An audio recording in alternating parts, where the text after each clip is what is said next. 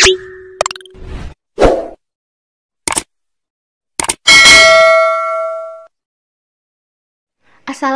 warahmatullahi wabarakatuh. Welcome back to my channel Utin Fatma. Halo teman-teman, gimana nih kabarnya? Aku harap teman-teman dalam keadaan sehat walafiat ya, selalu diberi kemudahan dan kelancaran dalam belajar. Di videoku kali ini aku mau berbagi informasi mengenai contoh-contoh soal prediksi SKD CPNS tahun 2021. Karena berdasarkan informasi yang sudah tes bahwasannya kalau soal SKD khususnya di tes wawasan kebangsaan itu sebagian ada yang hafalan, sebagian juga penalaran gitu ya teman-teman. Jadi aku saranin buat teman-teman harus bisa di kedua-duanya gitu ya teman-teman. Jadi harus seimbang. Jadi apapun bentuk soalnya, teman-teman nanti dapat paket yang banyak hafalannya ataukah yang banyak penalarannya, teman-teman tetap bisa gitu ya teman-teman untuk mendapatkan nilai yang terbaik. Berikut aku rekomendasiin platform belajar online yang recommended banget, yaitu Ayo CPNS. Di sini tersedia dua paket, yaitu paket premium dan paket platinum ya teman-teman. Jadi teman-teman tinggal pilih aja. Nah, di sini harganya ini belum termasuk dengan diskon ya teman-teman. Jadi teman-teman bisa gunakan kode voucher Utin Fatma untuk mendapatkan potongan harga lagi. Dan untuk link pendaftarannya ada di deskripsi video ini. Nah, di paket premium dan platinum di sini tersedia materi SKD terupdate ya teman-teman. Tersedia juga paket tryout-nya berbasis sistem CAT. Nah, selain itu juga di sini ada analisis statistiknya dan hasil tryout-nya. Jadi teman-teman tahu nih perkembangan teman-teman, perkembangan belajarnya teman-teman nih pada tryout 1, tryout 2, tryout 3. Jadi teman-teman tahu nih kira-kira mana yang kurang gitu ya teman-teman. Jadi teman-teman bisa lebih maksimal lagi belajarnya, misalnya kurangnya di TIU, di TWK ataukah di TKP gitu ya teman-teman. Dan ada juga ranking tryout nasional dan daerah. Di situ juga di paket premium maupun platinum di sini ada juga latihan soal SKD, TWK, TIU dan TKP dengan masing-masing waktu 10 menit sampai 15 menit. Jadi buat teman-teman yang sibuk nih, sibuk bekerja, sibuk kegiatan dan lain sebagainya, teman-teman belum bisa mengalokasikan waktu 100 menit untuk mengerjakan 110 soal, teman-teman bisa mengerjakan yang latihan soalnya yang per kompetensinya. Jadi teman-teman cukup menyisihkan waktu 10-15 menit aja untuk latihan soal setiap harinya gitu ya teman-teman. Tapi tetap aku syaranin buat teman-teman tetap harus belajar untuk mengerjakan tryout-nya agar teman-teman sudah terbiasa nih saat tes SKD. Dan teman-teman untuk mengatur strategi waktunya nih ya, biar teman-teman memang belajar mengefisienkan waktu gitu ya teman-teman dalam menjawab ketiga kompetensi ini gitu ya. Dan buat teman-teman yang sudah tes SKD ada juga paket SKB ya teman-teman. Nah, berikut list paket SKB yang tersedia di Ayo CPNS. Buruan daftar, jangan lewatkan kesempatan yang berharga ya teman-teman, untuk teman-teman lebih maksimal lagi ikhtiarnya. Oke, kita langsung ke contoh soal. Untuk soal yang pertama, kalau soalnya panjang, lebih baik teman-teman langsung baca pertanyaannya ya teman-teman, karena biasanya di awal-awal itu hanya kalimat pengantar gitu ya. Oke, kita langsung ke pertanyaannya. Pancasila adalah ideologi dan salah satu sarana pemersatu bangsa dan negara dengan alasan. Sudah dapat kan intinya ya teman-teman, berarti Pancasila itu kan sebagai ideologi dan salah satu sarana pemersatu bangsa. Ini apa alasannya gitu ya teman-teman. Jadi tanpa kita melihat kalimat pengantarnya kita sudah tahu intinya gitu, apa yang dimau dari soal gitu ya teman-teman. Pilihan jawabannya yang A, mampu menyesuaikan diri dengan masa kemerdekaan dan era pembangunan. B, digali oleh Bung Karno dari sejarah perkembangan kehidupan masyarakat. C, disepakati setelah terjadi perdebatan dalam sidang PPKI tahun 1945. D, sebagai kesepakatan atau perjanjian luhur bangsa yang menaungi kebinekaan. E, ditetapkan oleh para pendiri bangsa yang merupakan representasi rakyat Indonesia. Di sini kalau aku ya teman-teman, dari pertanyaannya di sini ada kata kuncinya di sini. Satu sarana pemersatu. Namanya pemersatu itu berarti kaitan erat dengan kebinekaan, karena maksudnya di sini kebinekaan itu kan artinya yang meskipun berbeda-beda tetapi tetap satu jua. Gitu ya teman-teman. Jadi jawabannya adalah yang D. Jadi seperti itu salah satu contoh soal penalaran ya teman-teman. Jadi antara pertanyaan dengan pilihan jawaban pasti ada kata kunci yang saling berkaitan. Bisa ya teman-teman? Oke, kita lanjut ke soal berikutnya. Suatu pernyataan terhadap orang banyak yang terlibat dalam suatu tindak pidana untuk meniadakan suatu akibat hukum pidana yang timbul dari tindak pidana tersebut merupakan pengertian dari A. Grasi, B. Abolisi, C. Amnesti, D. Rehabilitasi, ataukah yang E. Investigasi. Oke, jawabannya adalah yang C ya teman-teman, amnesti. Amnesti di sini merupakan suatu pernyataan terhadap orang banyak yang terlibat dalam suatu tindak pidana untuk meniadakan suatu akibat hukum pidana yang timbul dari tindak pidana tersebut. Amnesti ini diberikan kepada orang-orang yang sudah ataupun yang belum dijatuhi hukuman, yang sudah ataupun yang belum diadakan pengusutan atau pemeriksaan terhadap tindak pidana tersebut. Nah, sedangkan untuk pengertian grasi, abolisi, rehabilitasi, dan investigasi itu sudah aku jelasin di video aku sebelumnya. Teman-teman bisa cek di playlist khusus soal dan pembahasan tes wawasan kebangsaan, linknya ada di deskripsi video ini ya teman-teman. Oke, kita lanjut ke soal berikutnya. Kita langsung baca pertanyaannya ya teman-teman. Dari pernyataan di atas yang merupakan fungsi dan peranan Pancasila dalam kehidupan berbangsa dan bernegara Indonesia adalah. Oke, kita simak dulu fungsi dan peranan Pancasila dalam kehidupan berbangsa dan bernegara ya teman-teman. Nah, berikut fungsi dan peranan Pancasila dalam kehidupan berbangsa dan bernegara Indonesia adalah yang pertama, jiwa bangsa Indonesia, yang kedua, jiwa kepribadian bangsa Indonesia, yang ketiga, sumber dari segala sumber hukum, yang keempat, perjanjian luhur bangsa, yang kelima, pandangan hidup yang mempersatukan bangsa Indonesia, yang keenam, cita-cita dan tujuan seluruh bangsa Indonesia, yang ketujuh, satu-satunya asas dalam kehidupan bangsa Indonesia, yang kedelapan, modal pembangunan. Oke, kita langsung lihat pernyataan-pernyataannya. Yang pertama, modal pembangunan. Oke, termasuk ya teman-teman, satu-satunya asas bagi kehidupan bangsa Indonesia. Termasuk. Yang ketiga, pendorong terciptanya pembangunan di segala sektor. Berarti yang nomor 3 ini nggak termasuk ya teman-teman. Berarti kita eliminasi yang ada pilihan atau pernyataan 3-nya itu kita coret. Berarti yang A, B, C kita udah eliminasi. Yang keempat, berasal dari rakyat Indonesia dan negara serumpun yang lain. Ini juga nggak termasuk ya teman-teman. Berarti pilihan jawaban yang ada pernyataan 4-nya juga kita coret. Berarti yang D kita coret ya teman-teman. Tersisa yang E. Berarti jawabannya yang E ya teman-teman. Berarti yang termasuk dalam fungsi dan peranan Pancasila itu nomor 1 dan nomor 6. Sebenarnya sih nggak hanya nomor 1 dengan nomor 6 ya teman-teman. Nomor 5 juga termasuk, nomor 6 juga termasuk. Tapi di sini di pilihan jawabannya yang mengandung pernyataan 3 dan 4 ini berarti yang bukan termasuk ya teman-teman, bukan termasuk fungsi dan peranan Pancasila. Jadi sudah jelas jawabannya yang E. Bisa ya teman-teman? Oke, kita lanjut ke soal berikutnya. Komite Nasional yang dibentuk pada masa Orde Lama adalah penjelmaan kebulatan tujuan dan cita-cita bangsa untuk menyelenggarakan kemerdekaan Indonesia yang berdasarkan kedaulatan rakyat. Nah, berikut ini yang bukan merupakan usaha Komite Nasional dalam menyelenggarakan kemerdekaan Indonesia adalah.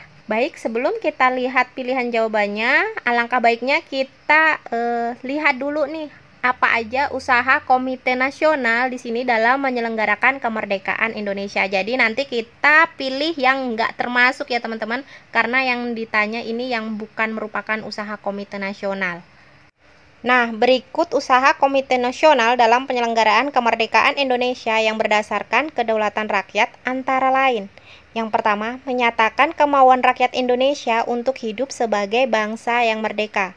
Yang kedua, mempersatukan rakyat dari berbagai lapisan dan jabatan supaya terpadu pada segala tempat di seluruh Indonesia, persatuan kebangsaan yang bulat dan erat. Yang ketiga, membantu menenteramkan rakyat dan turut menjaga keselamatan umum. Yang keempat, membantu pimpinan dalam penyelenggaraan cita-cita bangsa Indonesia dan di daerah serta membantu pemerintah daerah untuk mewujudkan kesejahteraan umum. Oke, kita udah tahu nih usaha dari Komite Nasional ya teman-teman dalam penyelenggaraan kemerdekaan Indonesia. Oke, kita langsung ke pilihan jawabannya. Kalau yang A, menyatakan kemauan rakyat Indonesia untuk hidup sebagai bangsa yang merdeka. Oke, ini termasuk ya teman-teman. Yang B, mempersatukan rakyat dari berbagai lapisan dan jabatan supaya terpadu pada segala tempat di seluruh Indonesia, persatuan kebangsaan yang bulat dan erat. Oke, termasuk. Yang C, membantu menenteramkan rakyat dan turut menjaga keselamatan umum. Oke, ini termasuk. Yang D, membantu pembentukan desentralisasi yang adil antara pusat dan daerah. Ini enggak termasuk ya teman-teman yang D. Oke, berarti jawabannya yang D ya teman-teman. Tapi nggak apa-apa, kita lihat yang E, kita cek aja karena ini latihan. Tapi kalau teman-teman saat tes SKD kalau udah tahu ini nggak termasuk ya udah langsung jawab aja, langsung tinggalkan ya teman-teman, melanjutkan ke soal berikutnya gitu ya teman-teman. Kalau yang E di sini membantu pimpinan dalam penyelenggaraan cita-cita bangsa Indonesia dan di daerah serta membantu pemerintah daerah untuk mewujudkan kesejahteraan umum. Oke, ini termasuk juga ya teman-teman. Jadi oke, fix jawabannya adalah yang D. Oke, kita lanjut ke soal berikutnya. Berikut ini yang bukan merupakan nilai-nilai sosial politik yang dijadikan moral baru masyarakat reformasi adalah. Oke, ini berarti kita pilih yang nggak termasuk ya teman-teman. Sebelumnya kita simak dulu apa aja nilai-nilai sosial politik yang dijadikan moral baru masyarakat reformasi ya teman-teman.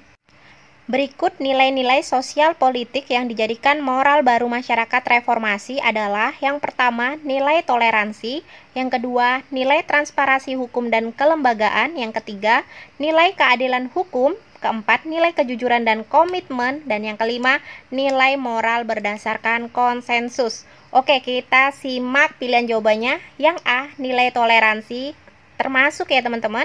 Yang B, nilai transparansi hukum dan kelembagaan. Oke, ini termasuk. Yang C, nilai kebenaran dan keadilan. Nggak termasuk ya teman-teman keadilan, tapi ini nilai keadilan hukum. Ini hanya keadilan aja ya teman-teman, dan nilai kebenaran nggak termasuk ya teman-teman, berarti yang C. Oke, jawabannya berarti yang C ya teman-teman.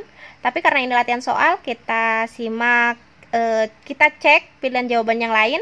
Yang D, nilai kejujuran dan komitmen. Iya, ini termasuk. Yang E, nilai moral berdasarkan konsensus. Oke, ini termasuk juga. Berarti sudah tepat, jawabannya adalah yang C. Bisa ya teman-teman? Oke, kita lanjut ke soal berikutnya.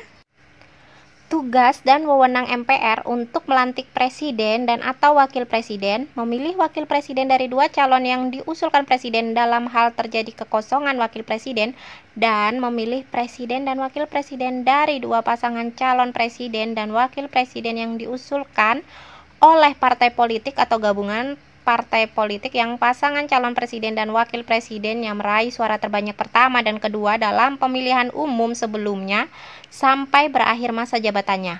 Jika presiden dan wakil presiden mangkat, berhenti, diberhentikan, atau tidak dapat melakukan kewajibannya dalam masa jabatannya secara bersamaan, maka pernyataan tersebut merupakan fungsi MPR dalam hal A. Konstitusi, B. Perwakilan, C. Perwalian, D. Pengawasan, E. Sistem pemerintahan. Jawabannya adalah yang D ya teman-teman, pengawasan. Nah, tugas dan wewenang MPR tersebut ini merupakan fungsi MPR dalam hal pengawasan. Oke, kita lanjut ke soal berikutnya. Tujuan pembangunan nasional adalah mewujudkan suatu masyarakat adil dan makmur yang merata baik material dan spiritual. Hal ini berdasarkan A. Ketuhanan yang Maha Esa, B. Pancasila dan UUD 1945, C. UUD 1945, D. Kemanusiaan yang adil dan beradab, E. Keadilan sosial. Oke, Di sini dari soal kita dapat intinya di sini masyarakat yang adil dan makmur merata baik material maupun spiritual. Berarti itu sudah termuat dalam Pancasila dan Undang-Undang Dasar tahun 1945. Jadi jawabannya yang B ya teman-teman. Karena kalau yang A, D, dan E itu sudah termasuk dalam Pancasila. Bisa ya teman-teman? Dalam menjalankan hak dan kebebasannya, setiap orang wajib tunduk kepada pembatasan yang ditetapkan dengan undang-undang dengan maksud semata-mata untuk menjamin pengakuan serta penghormatan atas hak dan kebebasan orang lain dan untuk memenuhi tuntutan yang adil dan sesuai dengan pertimbangan moral, nilai-nilai agama, keagamaan, keamanan, dan ketertiban umum dalam suatu masyarakat demokratis. Nah, hal ini merupakan bunyi dari Undang-Undang Dasar tahun 1945 pasal yang A 28E ayat 1, B pasal 28J ayat 2, C 28F ayat 1, D 28I ayat 2, ataukah yang E pasal 28. Jawabannya yang B ya teman-teman, karena dalam menjalankan hak dan kebebasannya setiap orang di sini wajib tunduk kepada pembatasan yang ditetapkan dengan undang-undang dengan maksud semata-mata untuk menjamin pengakuan serta penghormatan atas hak dan kebebasan orang lain dan untuk memenuhi tuntutan yang adil dan sesuai dengan pertimbangan moral, nilai-nilai agama, keagamaan, keamanan, dan ketertiban umum dalam suatu masyarakat demokratis. Ini merupakan bunyi dari Undang-Undang Dasar tahun 1945 pasal 28J ayat 2. Nah, di video aku sebelum ini ada mengenai isi dari pasal-pasal Undang-Undang Dasar tahun 1945 ya teman-teman. Teman-teman bisa cek juga di playlist soal dan pembahasan tes wawasan kebangsaan. Oke, kita lanjut ke soal berikutnya. Pengembangan pendidikan Pancasila yang didasarkan pada nilai-nilai yang diagungkan dan karenanya disepakati dalam kehidupan nasional merupakan pengertian landasan pendidikan Pancasila, yaitu A. Landasan historis, B. Landasan moral, C. Landasan yuridis, D. Landasan kultural, ataukah yang E. Landasan filosofis. Jawabannya adalah yang D teman-teman, landasan kultural, karena pengembangan pendidikan Pancasila yang didasarkan pada nilai-nilai yang diagungkan dan karenanya disepakati dalam kehidupan nasional ini merupakan pengertian landasan pendidikan Pancasila, yaitu landasan kultural. Pasangan yang benar antara isi dengan pasal Undang-Undang Dasar tahun 1945 yang berhubungan dengan sila ketuhanan yang Maha Esa di bawah ini adalah yang A. Negara berdasar atas ketuhanan yang Maha Esa, di sini pasal 28 ayat 1, apakah benar? Yang B. Negara menjamin kemerdekaan tiap-tiap penduduk untuk memeluk agamanya masing-masing dan untuk beribadah menurut agama dan kepercayaannya itu, pasal 28 ayat 2. Yang C. Negara berdasar atas ketuhanan yang Maha Esa, pasal 29 ayat 1, ataukah yang D. Negara menjamin kemerdekaan tiap-tiap penduduk untuk memeluk agamanya masing-masing dan untuk beribadah menurut agama dan kepercayaannya itu, pasal 27 ayat 2, ataukah yang E. Negara berdasar atas ketuhanan yang Maha Esa. Jadi kita harus tahu dulu Undang-Undang Dasar, pasal Undang-Undang Dasar yang berisi mengenai sila ketuhanan yang Maha Esa, gitu ya teman-teman. Jadi ya udah kelihatan jawabannya yang C ya teman-teman, yaitu negara berdasar atas ketuhanan yang Maha Esa itu adalah benar, itu isi dari pasal 29 ayat 1. Nah, di sini hubungan sila ketuhanan yang Maha Esa dalam pasal-pasal Undang-Undang Dasar tahun 1945 itu terdapat pada pasal 29 ayat 1 dan ayat 2 ya teman-teman. Dan yang bunyinya ayat 1 itu negara berdasar atas ketuhanan yang Maha Esa, itu isi dari pasal 29 ayat 1. Sedangkan negara menjamin kemerdekaan tiap-tiap penduduk untuk memeluk agamanya masing-masing dan untuk beribadah menurut agama dan kepercayaannya itu adalah isi dari pasal 29 ayat 2. Jadi, pasal-pasal Undang-Undang Dasar tahun 1945 yang berkenaan dengan Pancasila sila pertama itu pada pasal 29 ya teman-teman, ayat 1 dan ayat yang kedua. Jangan terbalik ya teman-teman isinya. Oke. Sekian videoku kali ini, semoga bermanfaat, semoga bisa menambah kosa wawasan teman-teman dalam bidang kompetensi tes wawasan kebangsaan. Dan aku saranin buat teman-teman untuk memperbanyak latihan tryout, karena di situ jadi teman-teman sudah terbiasa nih melihat dari contoh-contoh soal beserta pembahasannya dari tes wawasan kebangsaan, agar nanti saat tes SKD CPNS teman-teman sudah mahir, sudah banyak pengetahuannya, baik itu di bidang hafalan maupun penalaran.